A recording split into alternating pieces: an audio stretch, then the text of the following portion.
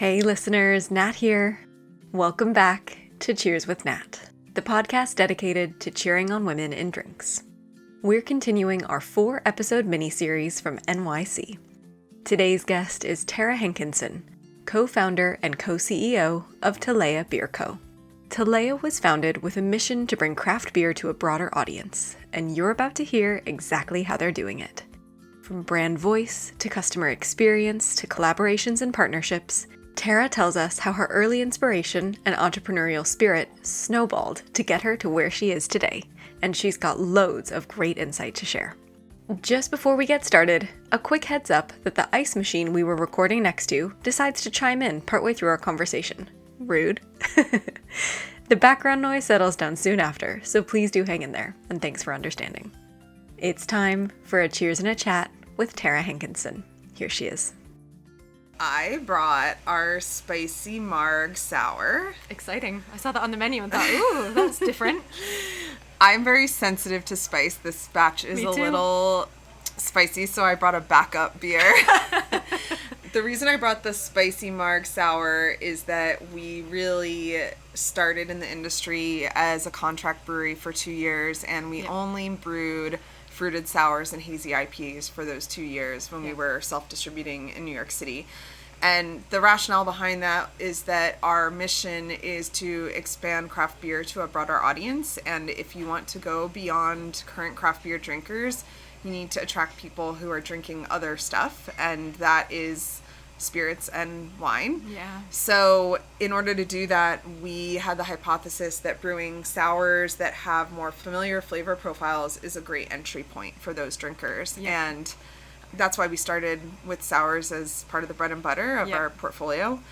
And a few years ago, March being Women's History Month here in the US and us being a woman-owned brewery, we wanted to brew a beer with the vote of confidence from all the women on our team, and we asked everyone, hey, what beer style do you want to brew? And everyone was like, actually I really am craving a spicy margarita. So no tequila or mezcal hurt in the making of this, but it is a spicy margarita inspired sour, and it's pretty spicy. Cool. All right. And then I brought up our TALEA Bright Lager, which just won a gold at New York State's Craft Brewers Conference. Congratulations. So, when we decide this is too spicy, we can switch over. And we've got the backup beer. Perfect. Cheers. Well, cheers with this. I also am not great with spice, so we'll see. Mm-hmm. Whew. It's spicy. Oh my gosh. Yep. Very spicy, yeah. Habanero? Jalapeno. Oh, habanero, you're right. Yeah, is that what it is? I was trying to figure out habanero. What kind of pepper that was. Pineapple, mango, lime, and sea salt. It's super pineapple-y on the nose, so it smells like a pineapple juice. It feels quite inviting, and then on the palate, you're like, woo, that spice is there. But it's making my mouth water. It is making me want more, even though it is a bit spicy for me. Oh, I'm enjoying it. And do you find that this does get people to think about beer differently? Someone who maybe wouldn't go for the bright lager might say, oh, I do like a spicy marg, I'll try that. And are they kind of satisfied when they try it? I think that the beer is one component of our company that attracts people and makes us more approachable, making styles of beer that aren't too serious and are playful and fun. Whether it's a tiramisu inspired beer or, we have a sour dessert style IPA called Tropic Berry on the menu that's has a ton of fruit per barrel. Well, not a literal ton, but like 2.5 pounds of fruit per gallon of beer. Okay. And just is like actually sweet because it's brewed with lactose. And so a beer like that will win the Pepsi challenge, but sometimes that's all you need to get someone to explore the world of craft beer. Yeah. Amazing. So tell me a bit about who you are, what your role is in the world of drinks, and what a day-to-day might look like. So what do you do? Yes, I'm Tara Hankinson. I'm the co-founder, co-CEO of TALEA. We are a New York City-based brewery. We opened our first brick and mortar in Williamsburg, Brooklyn in 2021, and now we have 4 additional taproom locations across Manhattan and Brooklyn. And my role is running the hospitality and marketing side of the business. So my co-founder Leann runs the brewery, finance, back office ops, and wholesale. And then I'm more on the front of house side. Nice. So we'll dig into all of that, but let's go all the way back. When you were young, what did you think you were going to be when you grew up? And do you see any parallels between that vision and what you do now? If I wanted to flatter myself and try and draw a thread between all my experiences, I do see a through line of and having an entrepreneurial spirit and being more independent and creative and always having a love of hospitality and food and beverage. Okay. I never set out saying, I want to be an entrepreneur or I want to effectively run 5 bars at once. Mm-hmm. But I see a lot of snowballing of my different professional skills and interests that kind of culminated in this job. So, yeah, I don't think... this is probably my 5th or 6th career post-undergrad, so it's not as linear as maybe most people think. I think a lot of people expect to find that dream job at age 23, 24, and that's just not practical. So it took a bit, but I love it now, and I think Leann and I are actually good at it. Both because of all the nonlinear starts and stops we've had in our career, and because we are very agile and flexible and have built this business from the ground up. So it requires, I think, a lot of us being outsiders to the industry before we started the business and having that other career experience gives us a lot more of an open mind and willingness to be flexible than someone who, graduated college after homebrewing and decided to start getting into beer at a very young age, which is not our path. Yeah. I think, though, that's why I like having these conversations and asking these questions, because a lot of people, I think, who come to the world of drinks don't follow a linear path, and they think, oh, did I get here late? Or it would have been so much better if I had have known I wanted to do this. And we're like, actually, I've never heard that phrase snowballing, but I really like it. This idea of constantly picking up skills.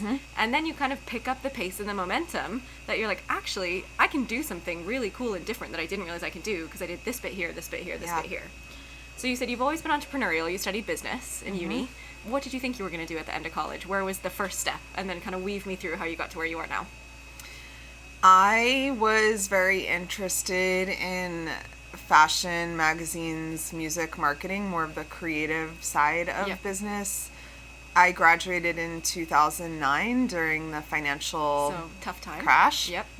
And I was not interested in corporate jobs. I think I had a very, not rebellious streak, but a contrarian streak where I was like, I'm not going to do that thing that everyone else is going to college to get trained to recruit to do. I ended up getting a temp job that turned into a full-time job at a foundation that used money from their endowment to give grants to universities, libraries, and museums. Wow.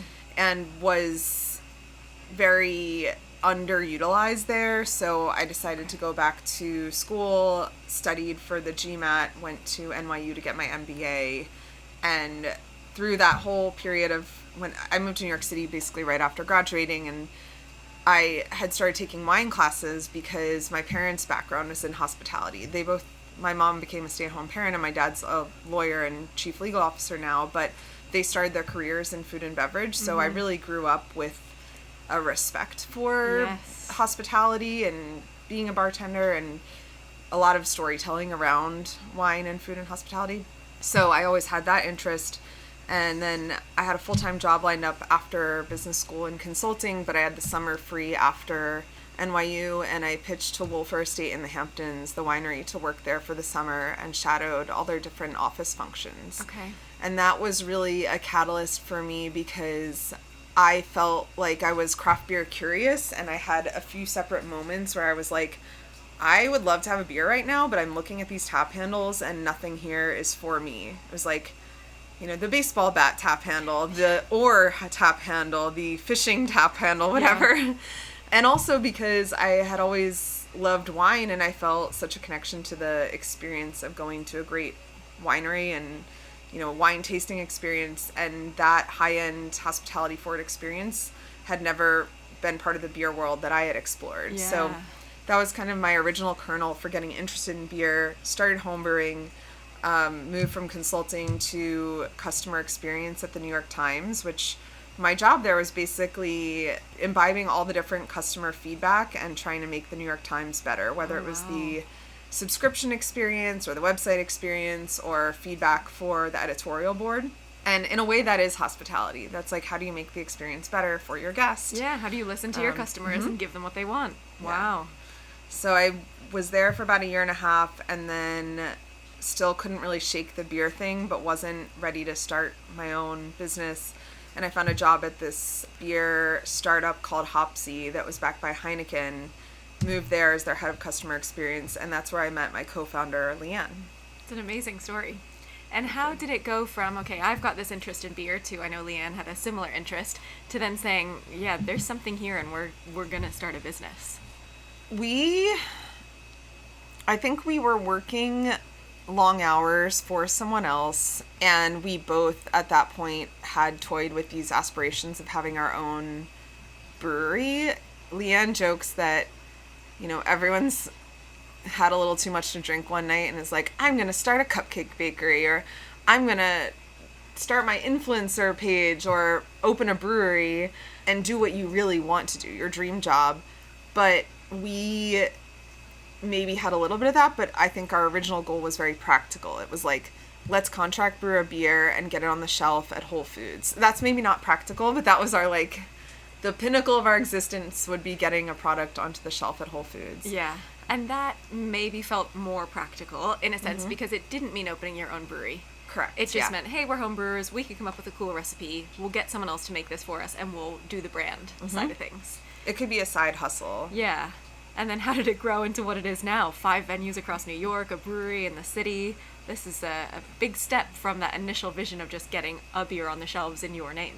Yeah, because when you actually pencil it out or spreadsheet it out, that is so not financially viable. Okay. Because to make any money contract brewing, you have to do it at scale. Okay. And when we also started, we could have, and we did do some of that with our own money, but I think the other goal was financial freedom, even if that just meant working for ourselves. And the margins are so low in contract brewing and wholesale that when we were doing the business plan just for ourselves at that point, it was like, there's no way this is going to be financially viable. It will be years before we can make enough money to support ourselves. Okay.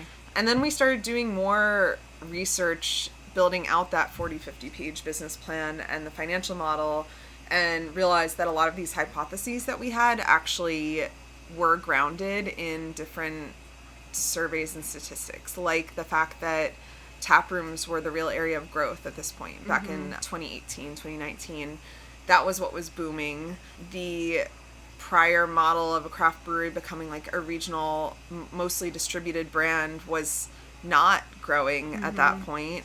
Women were the fastest growing segment in craft beer. We were women, and one of our hypotheses was that women were under-targeted by craft breweries. Yeah. And so we also had a mentor, he's still our mentor, Mike Seats, from a brewery called Bear Bottle in San Francisco area. Oh, yeah. And so Hopsy had tried to source beer from them when they were doing growler delivery in Berkeley in California.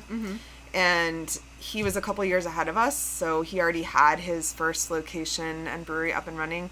Also had an MBA like Leann and I, from a business background, from a CPG background. And so when we talked to him, he was so generous and literally handed us all of his original fundraising documents. Wow. And, both explained and was able to prove in what he was experiencing that this other model of being taproom forward was viable. And it was also great because he wasn't competing with us. He's, in very a different cities, territory, across the country.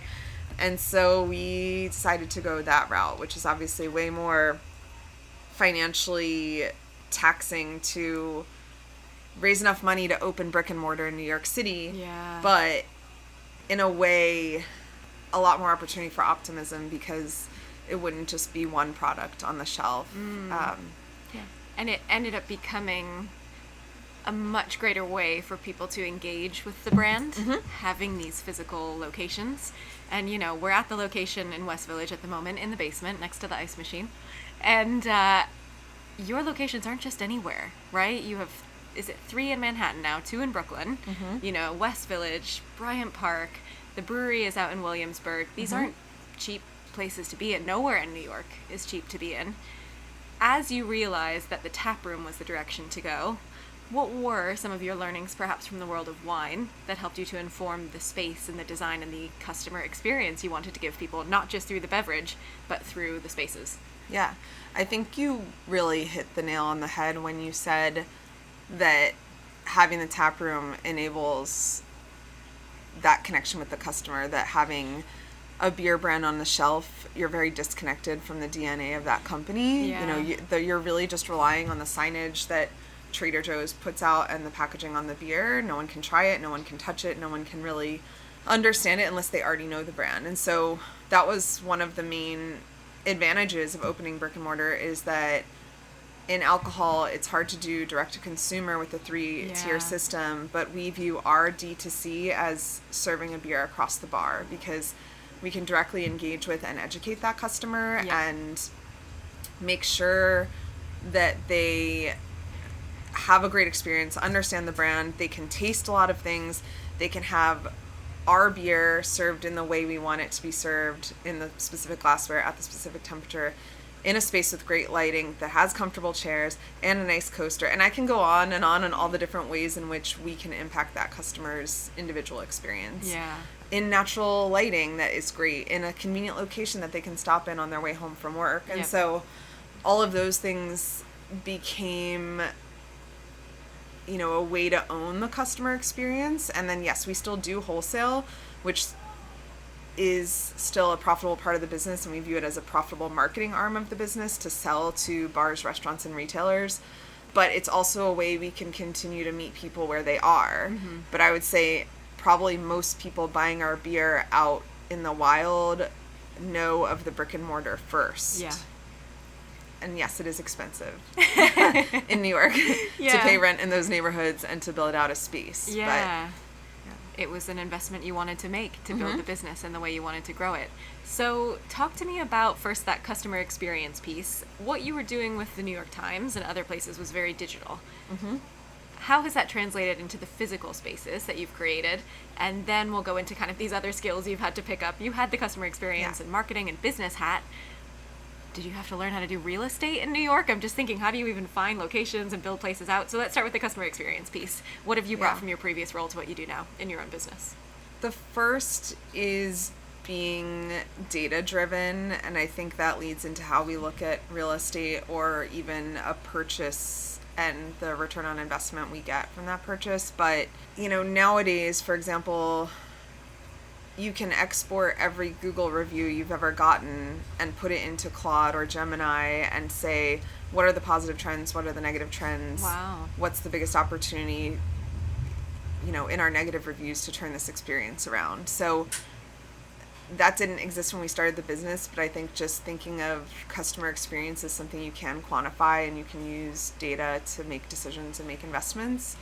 There are a lot of frameworks that are very typical in the corporate customer experience world, like mapping the customer's journey, that I don't think that now that books like Unreasonable Hospitality have come out talking about, you know, why it's so important to have hospitality and go over the top with hospitality, great, but even 10, 15 years ago, we would say, okay, this person comes to the website and they click on account, and how long does that page take to load, and what's the next button they press?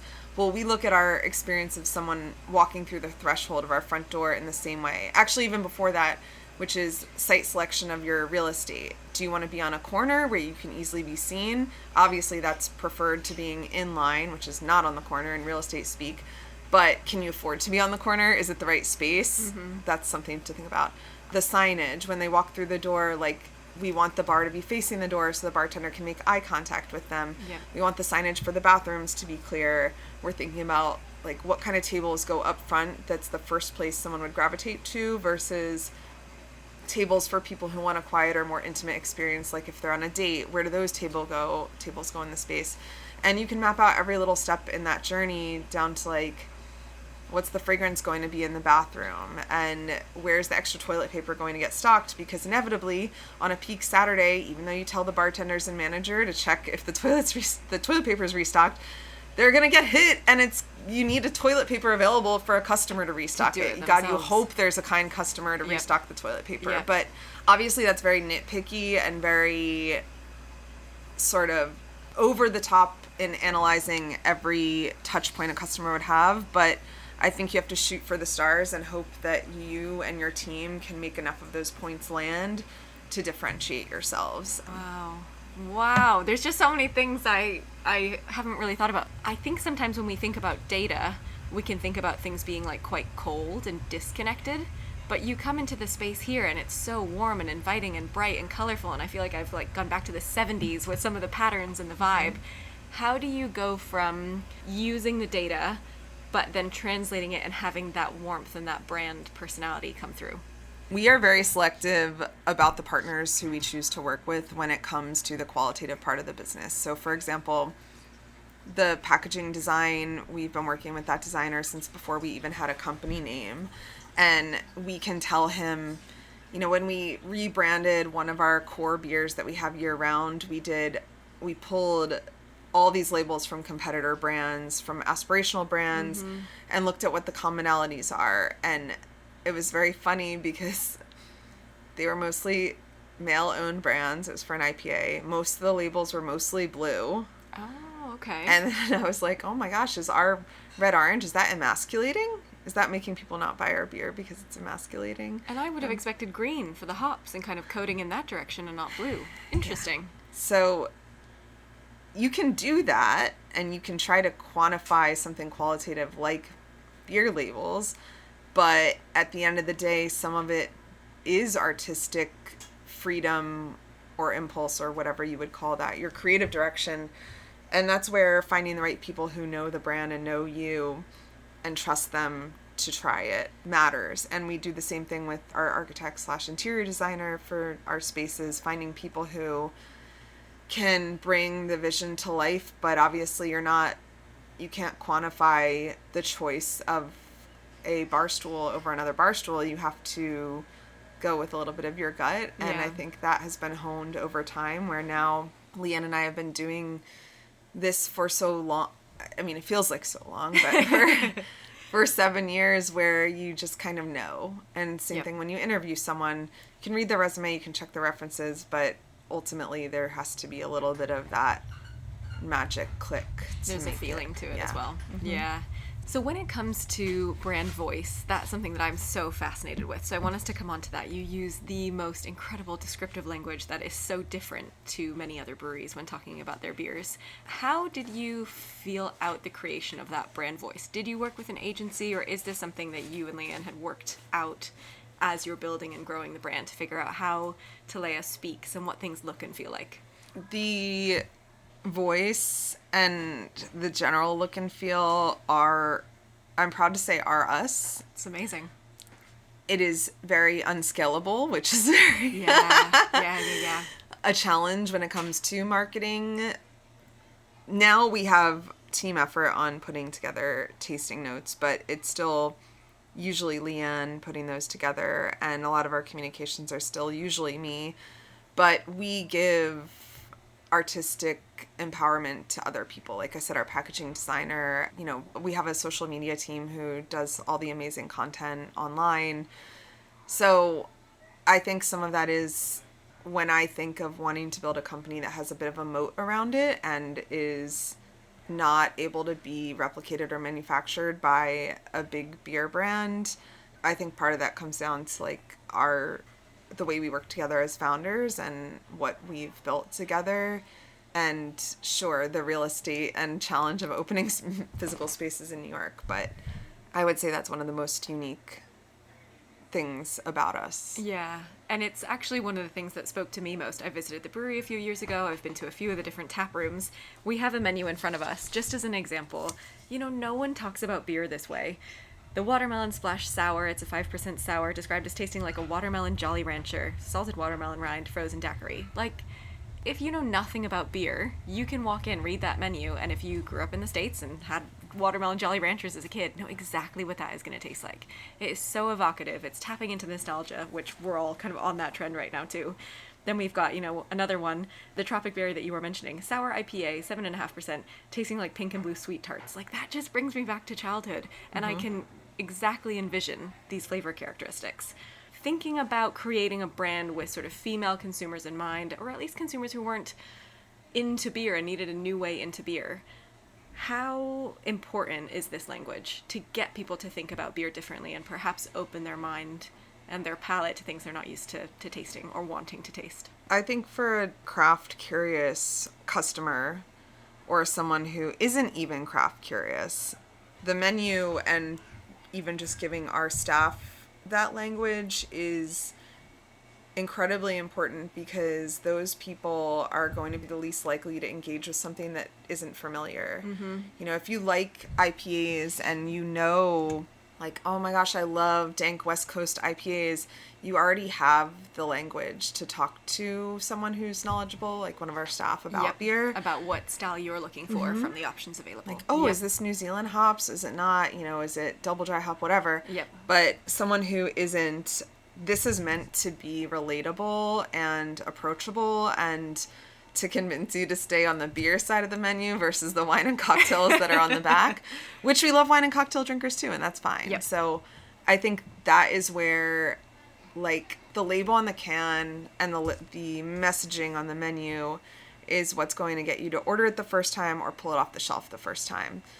Same with when we think of selling through wholesale, if it's a draft menu, sometimes it'll just say TALEA IPA. Doesn't even say what beer it is, what style it is, what the ABV is. Is it a West Coast IPA? Is it a New England style IPA? Like, we don't know. So we put a lot of thought into how much can we get across with as little information as possible. So obviously watermelon splash, you can assume it's a refreshing beer that has watermelon in it. And maybe on a draft menu at a restaurant, that's all you're going to get. Yep. It's not even going to say sour. Yeah. So we need to try to get that conversion with that information, but obviously what's going to keep people coming back and pulling the second 4-pack off the shelf or ordering the beer again is the liquid itself, and that's incredibly important too. I just think a lot of breweries are so focused on the quality of beer that the customer experience and the branding and the language is all secondary, because they're so precious about the liquid. And not that they shouldn't be, but those other things are super important too. Yeah, people aren't going to taste the liquid if they're not intrigued by the design or the wording on the label, or they feel that it's something for them. Yeah, unless they're already in the know. Yeah. And then that's kind of the craft beer echo chamber of the same set of customers being sold to by the same set of breweries over and over again. Yep. And I will say, it's not just the candy flavors. We've got a Vienna lager, one of my favorite styles, described as having notes of honeycomb and whole wheat toast. Again, things that people can think, oh, I've tasted that before. I know what that's going to be like. That's going to be kind of comforting. I can find that in my beer. So yeah, it's just something that I've always really loved about what you guys do. It speaks to people in a different way about beer, and I think really invites them in. So what is something, let's say, surprising that you've had to learn to do through your role? Again, you had that background. HR. I was going to say, you had the interest in hospitality. You knew how to serve your customers. Yes, you're learning to work with architects, with product designers, etc. Okay, HR, talk to me about that. What's one of the tougher bits of the role, or the most surprising bit of the role as a co-owner and co-CEO? People are the best and worst part of the business. Yeah. And I know if you're in the industry, no explanation needed, but I mean that for both staff and customers. You have someone who is consistently coming in with the wrong frame of mind, and bartending, it's going to bring down the vibe of the whole space. The managers are going to feel it. The customers are going to feel it. Your staff's going to be depleted at the end of the day. It's going to be hard to get anyone to go above and beyond, which in a city like New York, you need to go above and beyond. There are thousands of amazing bars and restaurants in New York City. Even in probably this freaking neighborhood of West Village, there are hundreds of bars and restaurants that people can spend their, like, what little cash we all have with everything in the world going on right now. So we need to be extraordinary, and I think that is very hard to toe those lines of, disciplining and yet keeping your great people motivated, and figuring out someone isn't the right fit and taking action on that is really hard. But the best people who make me, customers aside, like the staff who work for us, who I genuinely want to see them grow. And when some of them are like, I found this dream job that I have to take, I'm happy for them. And I'm happy that we could be part of their journey, and giving someone a bonus, or like someone taking parental leave that they wouldn't have had the flexibility to do at a prior job. Things like that are what keep Leann and I going. And same thing for the customers. Like, we had this customer just like complain and get drunk, and we have to kick them out, and that's the worst. But then we have customers who we had a holiday party, and it was a gay couple, 2 lesbians, who met and had their first date at our TALEA Bryant Park location, because one of them lived in Manhattan and one lived in New Jersey, and they picked this common location at a woman-owned brewery to have their first date. Now they live together, and they brought us their holiday card of them with their dog, and it was sweet. Like, and this is the best. This is why we do this. Amazing. Yeah. We're not changing anyone's life. We're still a brewery, but we are creating this space that could be a wonderful part of someone's lifelong memories. Yeah. But then you have, the people who trash the bathroom and steal stuff from us, steal paintings off the wall in this space. So now they all had to be screwed into the wall.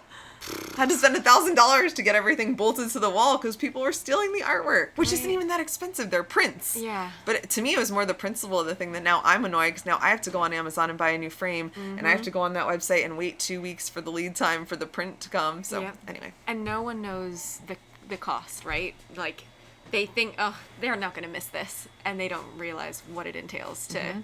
Because then it's not just prevention for this one site. You're going to now do it in your other sites. And all the work. Or just be worried about it and not be willing to spend the money, but be thinking, okay, what am I going to have to replace? Yeah. Oh my goodness. Next. But the good still far, far, far outweighs the negative. I just mean, I'm a very overly emotional, I'm an empath, so I have a lot of feelings about a lot of things, and it's very draining. Yeah. But the good ones are worth it. Yeah. Okay, so we just talked about some of the challenges there, shall we say, the HR, the people piece. Let's talk about the good stuff. Yeah. So you've had the brewery since 2021, but have kind of been building the business for 2 more years since then. So 7 years in total coming up with this idea and developing it to where it is today.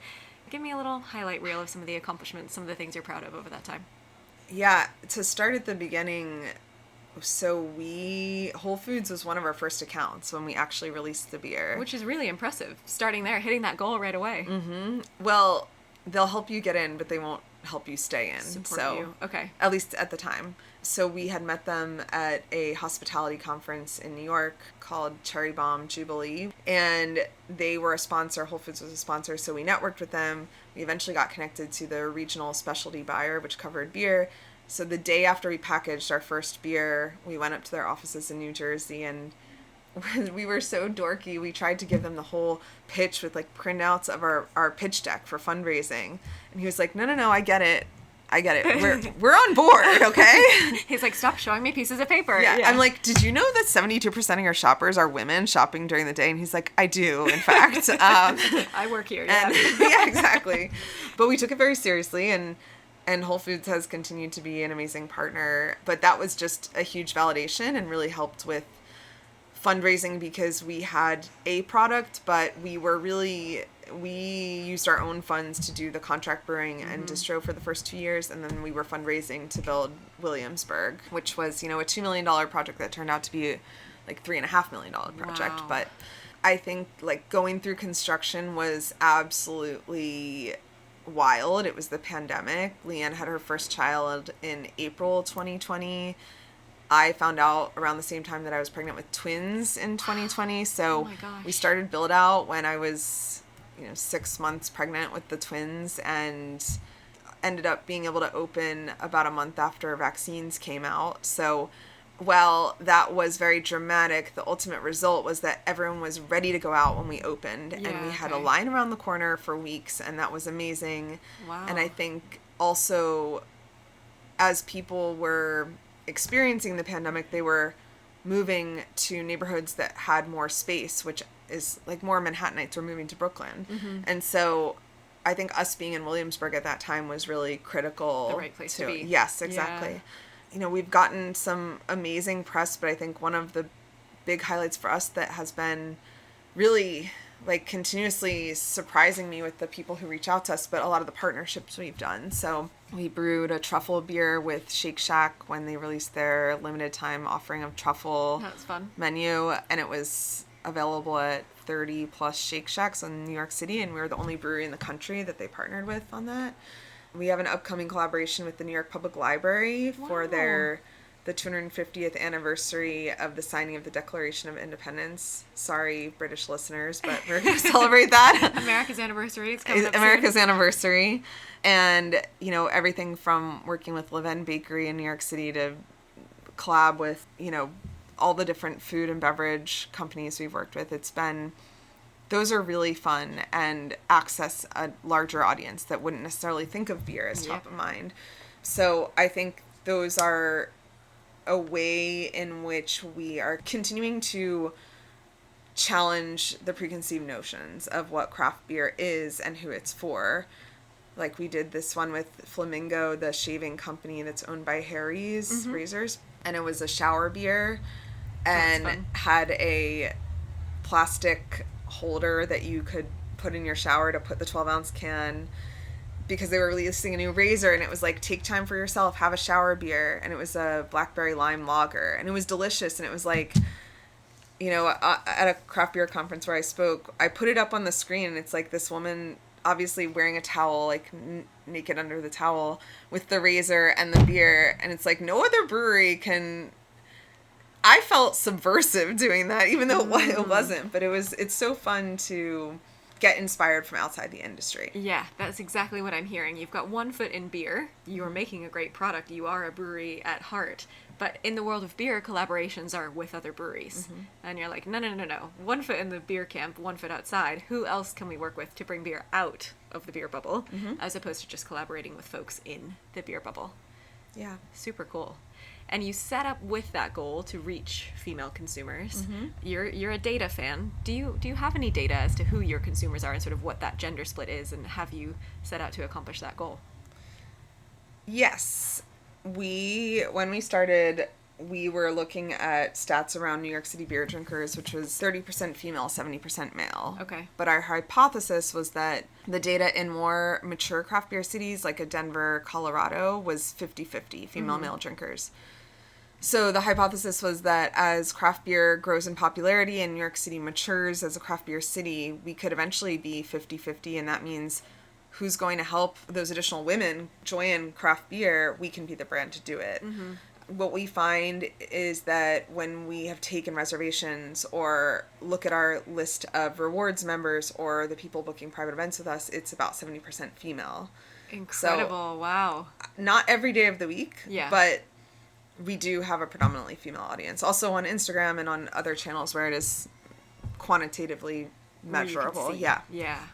Wow. So to think the city stats were flipped and you've turned that on its head, that's amazing. Well, I don't think they're flipped for everyone, but at least for us, they are. Yeah. So just a little while ago, earlier this year, you and Leann were named in the Inc. Female Founders 500.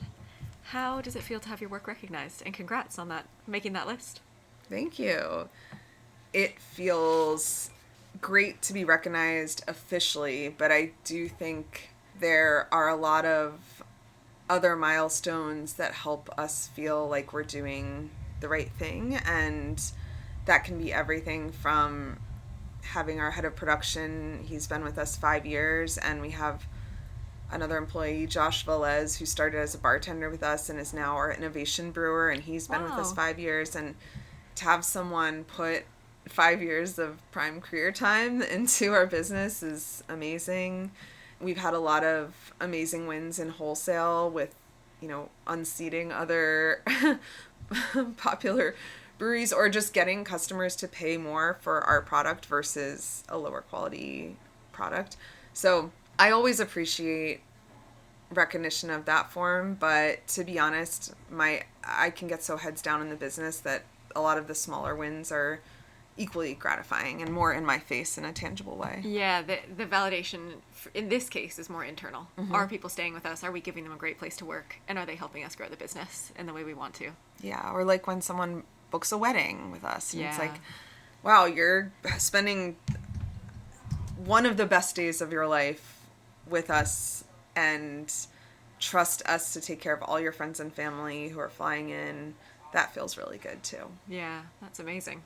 So what's next? Like what? So much, Nat. So much is next. What would you still like to achieve? You've done so much. So what else is on the vision for the future? We have a lot to do. That you can share. Oh yeah, I can share.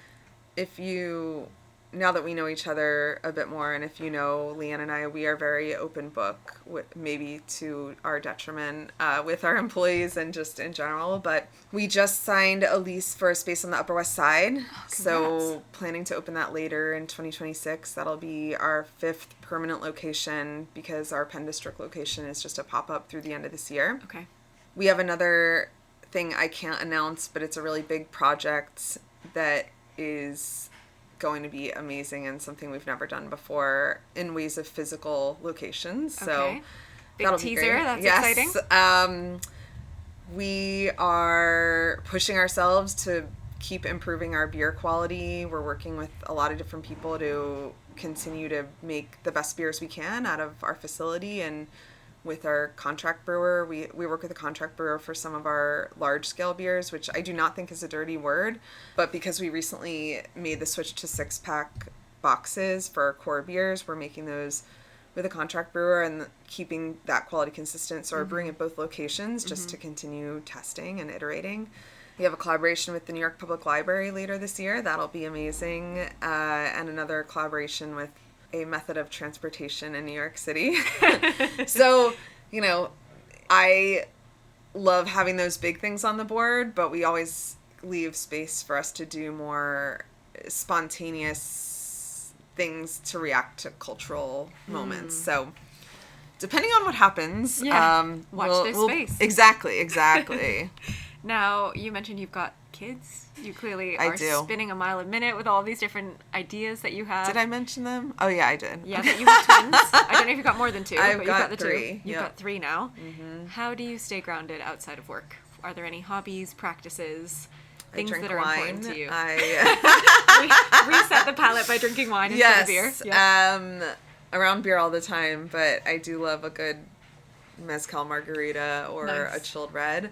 I've been trying to read more, and I like doing Pilates. I live in the suburbs, so I get to come into the city every day and truly separate myself from my other job, which is my family. Yes. And then at the end of the day, I go home and I get to enjoy them, and they're great. And it's very funny that they totally know I make beer.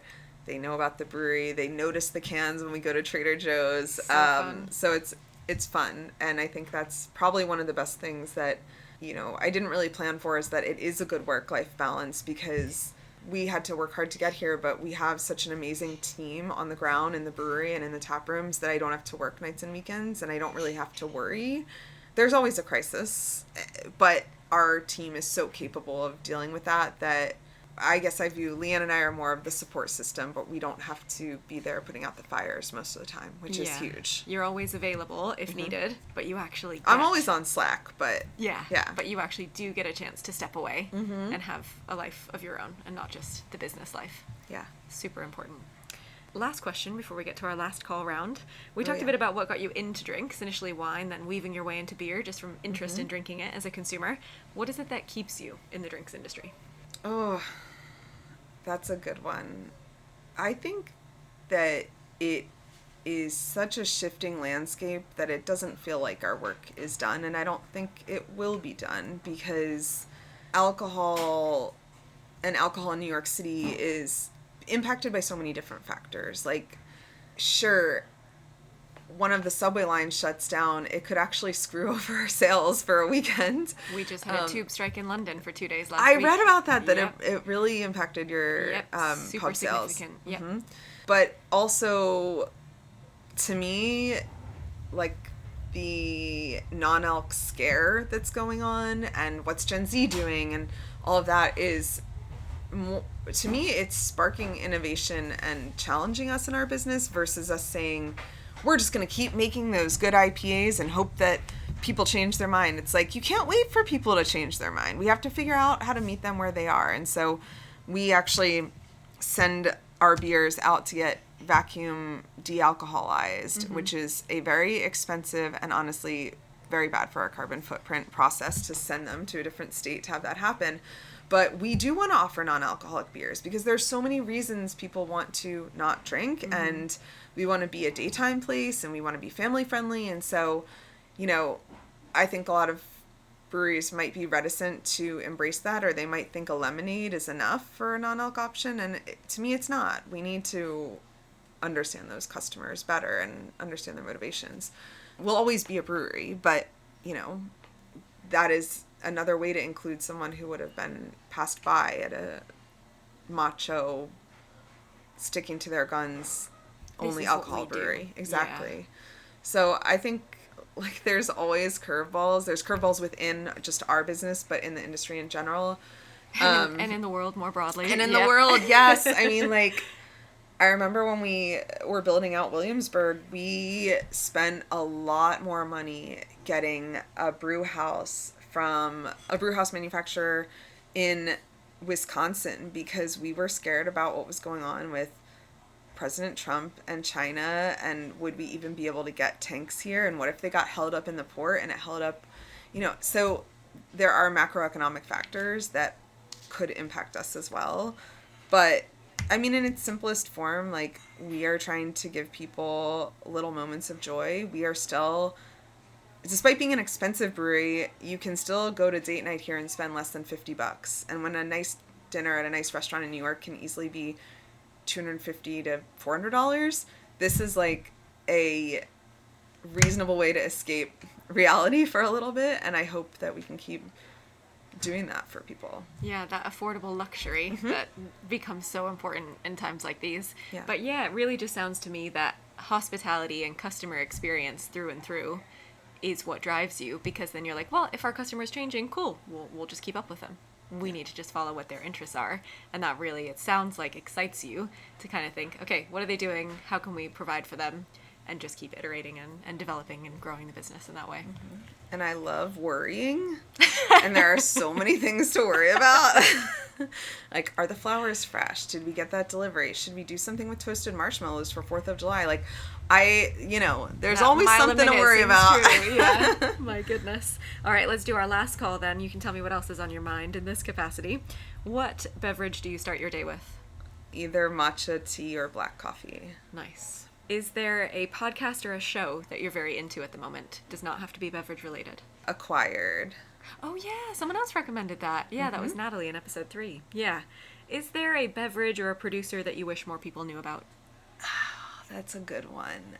I like Wild East here in Brooklyn. Well, I'm not in Brooklyn at this moment, but the brewery Wild East in Gowanus, I think they make amazing classical styles, and I think that is, once you get into beer, that is a place to go to just try such true to style, under brewed styles from other breweries. Yeah, great shout. I really like it there. Really good European classics done in a modern way. Where is left on your travel bucket list? Where might you still like to go? I've never been to Germany. Oh my gosh. I know. We gotta do that. I'm turning a large birthday this year. So we have a celebratory event ahead. Yes. Exactly. I want to go to Germany and Ireland, which I haven't been to. Oh, so fantastic. All right. I want to get my sweaters out and, do fall in Europe. So. Be cozy and drink great beer. Exactly. That sounds wonderful. Last question. Is there a woman in drinks you'd like to nominate for a future episode? Ooh. I think Jamie Foxx. She is an executive at the New York State Brewers Association. So she puts on the annual Craft Brewers Conference for New York State, but she had previously worked at June Shine and Six Point. So she has experience from in the industry as well from the administrative level, and, taking time out of your life to go to a beer conference is a big call to action for not just brewery owners, but I want our team to be able to go and have it be worthwhile. And I think what they've done with that conference it's created a truly collaborative networking environment. So yeah. I'll reach out. And personal friend, and she loves our TALEA Bright Lager, so nice. So she's already a customer, she's a fan. Exactly. And I'll go find all about her. It's a virtuous cycle of adulation for her. Amazing. Thank you very much for your time. Yeah, thank you. Thanks for listening to this week's episode. For more of Tara's recommendations, check out her Guest Best Reel on my Instagram at cheers_with_Nat later this week. And while you're there, be sure to follow at TALEA Beer on Instagram to keep up with their latest collaborations, including the one with the New York Public Library, just in time for July 4th. I'll be back next week with a brand new episode with professional taster, Mandy Naglich. Cheers!